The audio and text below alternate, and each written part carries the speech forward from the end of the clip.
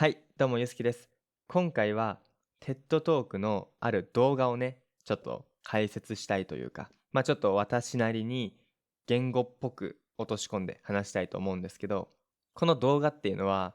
人間の脳を研究してるある人がいて、ララ・ボイドさんっていうんですけど、この、ブリティッシュコロンビア大学にいるガチの神経可塑性を研究してるすごい研究者がいて、めちゃくちゃすごい人なんですね。で、この人がテッドトークで話した動画が4400万回再生されてて、私もね、英語の勉強をする一環で見たんですけど、すごく感動したというか、すごい希望を与えてくれるものだと思います。皆さんのマインドが変わると思うので、ぜひこの動画を最後まで行って、もうこの動画の最後の頃には、すごく脳が成長していると思うので、ぜひ見てほしいと思います。はい、まずこのララボイドさんのそのプレゼンで話された、一番のメイントピックは、神経可塑性です。神経可塑性。これ、ちょっと言葉がむずいんですけど、人は学ぶたびに脳が変わるっていうものです。で、もっと重要なのが変わり続けるんですね。よく子供の時とかって脳が成長するって昔は言われてたんですよ。昔の研究は子供は成長してある程度成長したらそこで成長がストップしてそこからは悪くなる一方だっていうのが言われてました。実際にそういう研究も多くて脳が年を取るとこうやって老化するっていう研究が多かったんですけど、今は結構違う見解も出てきて、脳は学ぶたびに変わる。ずっと変わる。むしろ毎日変わっているっていう研究があります。すごく面白いですよね。で、このララボイドさんは、このずっと変わる、脳は変わるよっていうことを、実際に患者のデータから考えついたというか、そういう研究したというか、はい。そういう患者のデータに基づいて話しているっていうところも、すごく信憑性が高いかなと思います。で、具体的な話の内容なんですけど、その、学習っていうのは脳の変化なんですよね。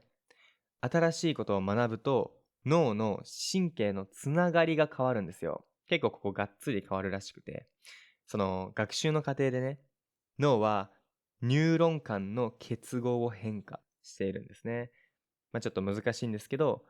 学習してる間につながりそのものを変化させて、それでいろんなものに適応していくっていう感じです。例えば、勉強だけじゃなくて、運動にも同じことが言えるそうです。スポーツのような運動の、能力の長期的な向上っていうのにも関連してるらしいです。例えば、運動をして1日目、新しくスポーツ始めたらすごく難しいと思うけど、どんどん慣れてくるじゃないですか。でも、次の日したら、ちょっと覚えてるけど、昨日よりもちょっと下手になったなとか、そういうの経験ないですか？これも実は説明がつくんですね。で、この脳の変化には3種類あるって、このララボイドさんは言っています。一つ目は、科学的変化です。科学的変化。一時的にできるようになるけど、まだ定着していない。そういう状況ですね。で、次は構造的変化。長期的な変化です。時間がかかるけど定着するって感じですね。で、次は機能的変化。どの回路をどのタイミングでどう使うかが最適化されている。ちょっと難しいのでわかりやすく説明したいと思います。例えば科学的変化っていうのは脳の中で、一番すぐ起こる変化です。神経同士が電気と化学物質みたいなもので情報をやり取りしているんですけど、例えばさっきの運動で言うと、何かを練習した直後にさっきよりできるかもと感じるのは、まずこの変化が起きてるんですね。脳の神経同士が情報のやり取りをたくさんしているわけですね。そう、だから、例えば言語学習で言ったら、授業を受けるじゃないですか。てか文法を勉強して、わかるとか、これめっちゃ理解した。っていう感じ。このわかるっていう状態は、この科学的変化、短期的な変化です。でも、わかるだけで使えるかって言われたらそうでもないし、科学的変化の段階だと思ってほしいと思います。で、次なんですけど、構造的変化。これは、時間がかかるけど、本物の定着に近い変化っです。どういうことかっていうと、同じことを何回も練習すると、脳の神経同士のつながりそのものが変わっていきます。This is a quick ad. Don't have anyone to practice Japanese with? We've got the perfect lessons for you. From beginner textbook lessons to real speaking practice, we create a custom lesson that fits your level. What kind of lesson would you like? Tell us in your trial lesson. Look from the description. さっきまでは情報のやり取りだったけど、今回は脳の神経同士のつながりも変わっていくそうです。で、ただ一時的にね、できるようになるわけじゃなくて、脳の配線そのものが変わっているので、後でその運動をした時に、後で単語を思い出すって時にも使えるとか思い出せるようになります。言語で言うと、単語をたくさん知ってるっていう状態から使える状態に変わる。すぐに取り出せるような状態とか、文にできるとか、例えば活用ができるとか、助手をすぐに選べるとか、こういうのを使える状態、構造的変化だと思ってほしいです。最初は聞けばわかるっていう科学的変化だったのが、今は自分でも言えるようになるっていうのが、構造的変化だと思ってください。で、この次、最後は機能的変化です。これが私めちゃくちゃ面白いなと思うんですけど、これは脳の使い方そのものが上手くなる変化なんですね。例えば、最初は日本語リスニング始めた時、めっちゃ集中しません？知らない単語をリスニングするときにめっちゃ集中して、どれも聞き落とさないようにしようと構えるじゃないですか。でもそれめっちゃ脳が疲れませんか？日本語リスニングどんどん上手くなってきた人は経験すると思うんですけど、上手くなればなるほど、その脳をあんまり使わなくなるじゃないですか。脳のキャパシティをあんまり使わないイメージ。これが機能的変化です。日本語を聞くだけでもめっちゃ疲れるんだけど、何回も何回も聞きまくってリスニングが上達していくと、脳のどの回路をどのタイミングでどう使えばいいのかっていう、つまり省エネみたいなことができます。省エネ。簡単にまとめたら、脳が特にリスニングだったらめっちゃいろいろ処理するじゃないですか。音を拾って単語を拾って、文法も拾って意味になってみたいな。でも何回も何回も慣れていくと、ここの処理がめちゃくちゃ速くなる。脳の処理が洗練されてきた状態のことを、この機能的変化って言いますね。はい。この科学的変化、構造的変化、機能的変化、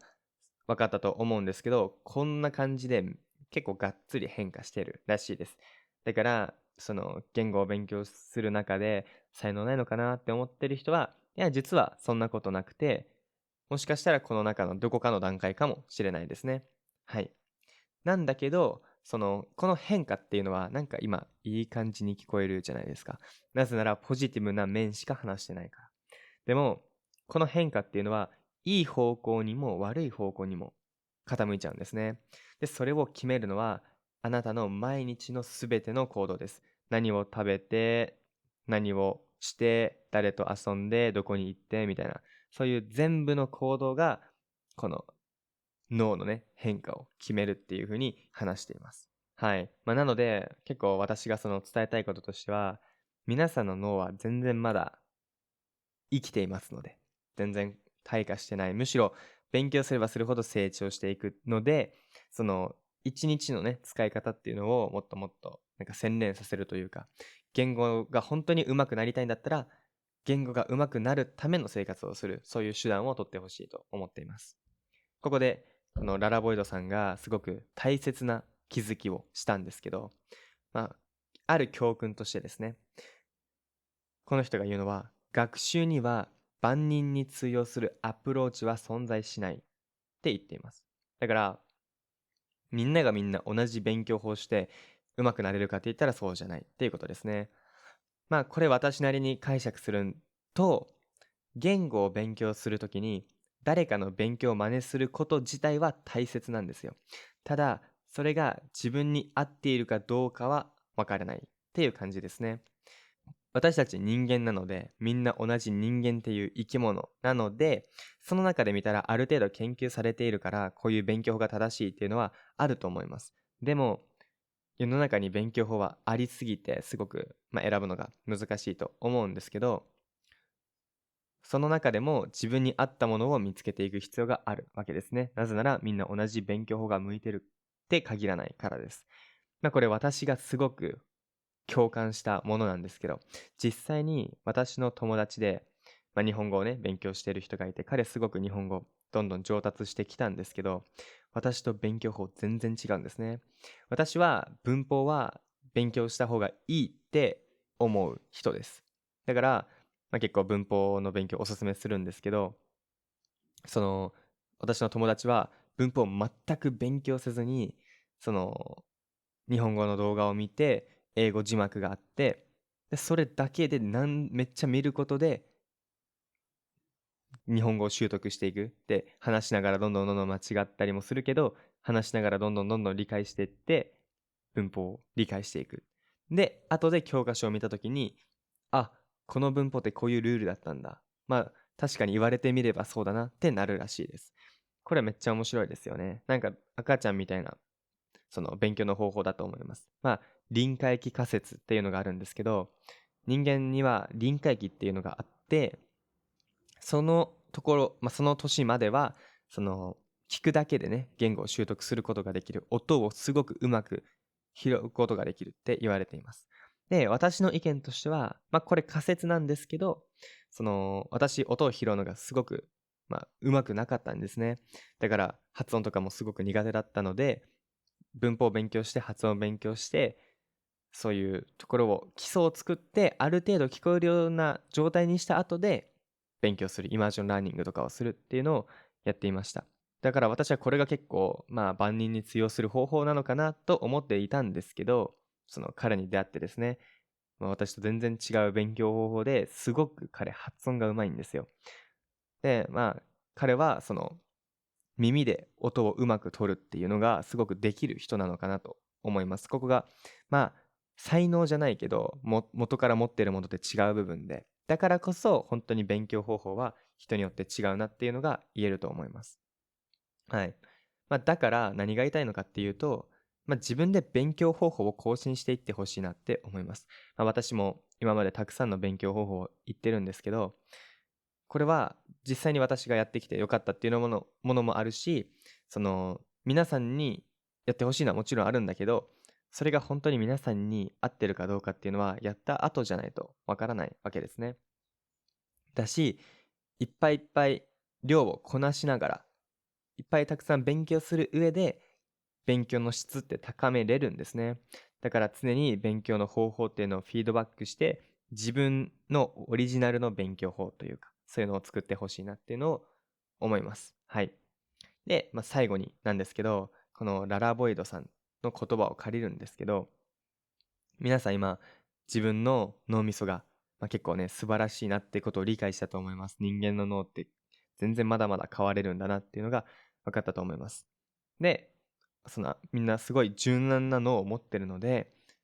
それは常に周囲の世界によって形作られてるので、あなたがすること、出会うこと、出会う人、経験すること、もう全部あなたが脳を変化させているということを理解してほしいと思います。だから常に今も、私の話を聞いている今も何か情報を得て脳が変化したわけです。今何か変わったかもしれない。それは短期的かもしれない。でも、これからの人生を通してですね、長期的に変化して、機能的に変化して、日本語が上手くなってくれたらいいなって思うし、別に何でも使えると思うので、これからの人生を良くするためにも、自分が望む脳を作る環境っていうのを作ってほしいと思います。今回の動画はここまでです。ゆうすけとゆうまの方、オンラインレッスンいつも提供してます。もし興味がある方は無料のトライアルレッスンの方を予約してみてください。また次回の動画でお会いしましょう。じゃあね。